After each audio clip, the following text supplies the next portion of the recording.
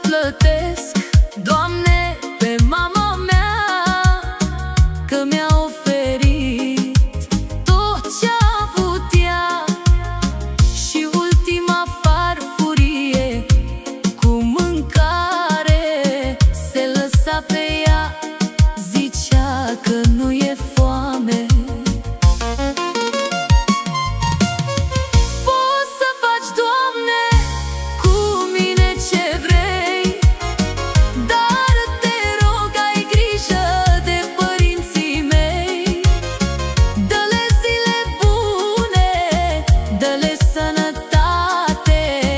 că s-au chinuit ca să am eu de toate.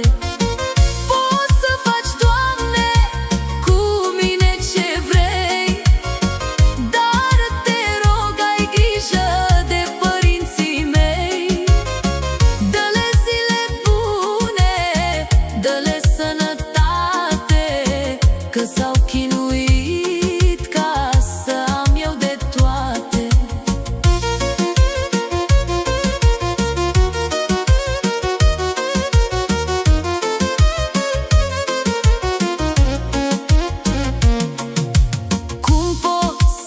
Mulțumesc, tăicuțul meu, că pentru mine tu ai muncit din greu.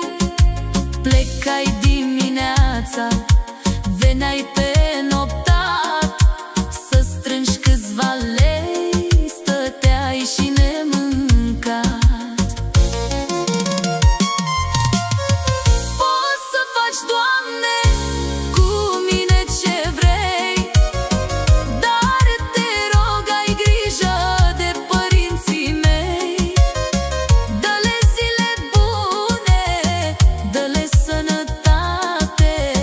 că s-au chinuit ca să am eu de toate. Poți să faci, Doamne, cu mine ce vrei, dar te rog, ai grijă de părinții mei. Dă-le zile bune, dă-le sănătate, că s-au chinuit ca să am eu de toate.